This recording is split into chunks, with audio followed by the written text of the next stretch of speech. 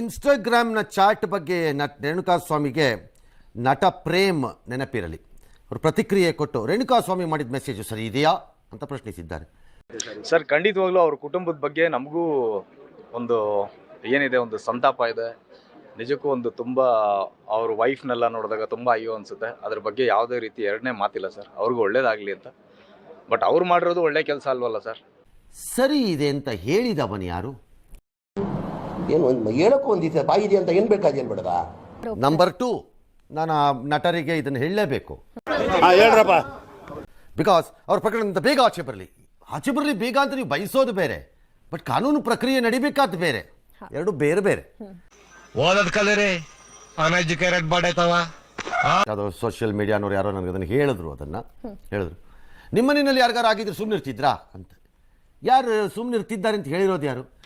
ಆ ಮನೆಗಾಗಿದ್ದು ನಿಮ್ಮ ಮನೆಗಾಗಿದ್ರು ಸುಮ್ಮನೆ ಇರ್ತಿದ್ರಾ ಅಂತ ಇನ್ನೊಬ್ರು ಕೇಳ್ತಾರಾಗ. ಓದಬೇಕು, ಕಷ್ಟಪಡಬೇಕು, ಯಾವನೇನು ಅನ್ಕೊಂಡ್ರು ತಲೆ ಕೆಡಿಸ್ಕೋಬಾರ್ದು. ಲೈಫಲ್ಲಿ ನಿನ್ನ ಮೇಲೆ ನಿನಗೆ ನಂಬಿಕೆ ಇದ್ದರೆ ನಿನ್ನ ಯಾವನೂ ತಡೆಯಲ್ಲ. ಇದೊಂದು ತಲೆಯಲ್ಲಿ ಇಟ್ಕೊ. ಏನೂ ಅರಿವಿಲ್ಲ ಸರ್, ಅನ್ಎಜುಕೇಟೆಡ್ ಏನೋ ಮಾಡಿದ್ದಾರೆ ಅಂತಂದರೆ ಸರಿ.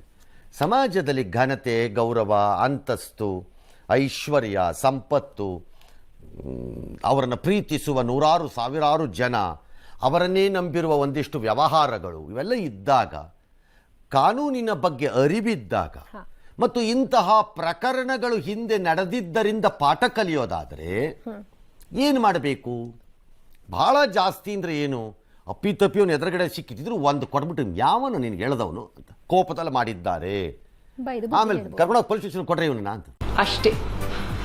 ಈಗ ನೀವು ಕೇಳ್ತಿರೋ ಪ್ರಶ್ನೆಗೆ ಅವನು ಸರಿಯಾ ಅಂದರೆ ನಾಳೆ ಹಾಗಾದ್ರೆ ಇಲ್ಲಿ ಎಲ್ಲೇ ಆದಾಗ ಯಾರಿಗೆ ಬೇಕಾದ್ರೂ ಹೊಡೆದು ಬಿಡ್ಬೋದಾ? ಸತ್ಯ ಹೇಳ್ರಿ, ಜನಗಳಿಗೆ ಗೊತ್ತಾಗ್ಲಿ.